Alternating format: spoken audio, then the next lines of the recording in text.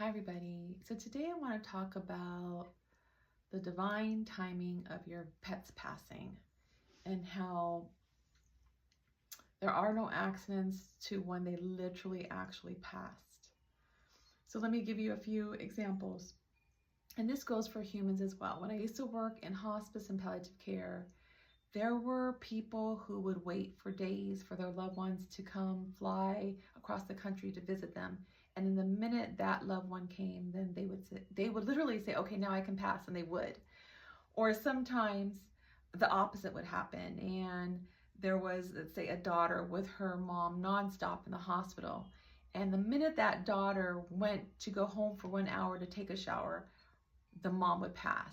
And the daughter would be so upset because I was only gone for an hour, but I was with her for 3 days straight. That wasn't an accident. Her mom had a hard time leaving her physical body with her there. So she chose to leave her physical body just when her daughter went to take a shower. Same thing happens with animals. So sometimes our animals think it's easier for them to pass when we're right there with them. And sometimes some animals think it's easier for them to pass not in front of their loved ones or family members, or particular loved ones or family members, and each for their own individual reason. And so I call that divine timing. So what I believe happens is there's like a window of when we're supposed to pass. So the veil gets thin, and our loved ones are visiting us often, and we know it's time, the body's winding down, and it's time for us to leave. And then we can choose literally when we're going to leave. And animals do that based on what they think is best.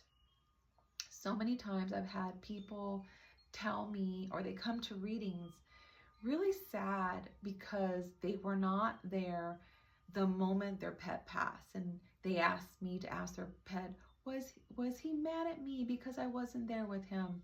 And I always hear the same reply. The pet always says something like, but it felt like you were there with me because your soul was there with me.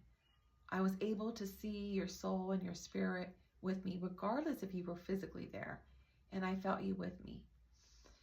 Also keep in mind that when they are in the dying process, they're in and out of their body, and there's no day or time at that moment. So think about when you're really sick and like you kind of are delirious, and it's just like you're just in and out. That's kind of what happens when someone's in the dying process. And so if you saw your beloved pet maybe the day before and then they pass the next day, in their mind, they're not tracking, well, that was yesterday and that's today. They're saying, okay, I saw my loved one, and now I can start the transition of passing. And so know that they're not blaming you for not being there. They feel your presence, whether you're there physically or not, because your soul and spirit is there.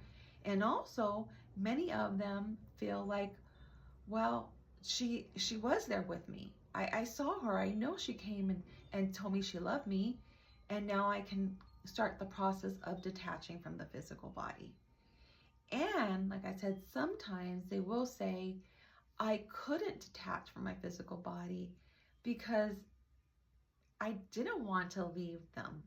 And so the minute that they stepped away, I did a quick detach because it would have been too hard otherwise. So please stop blaming yourself if you were not there the moment your beloved pet passed.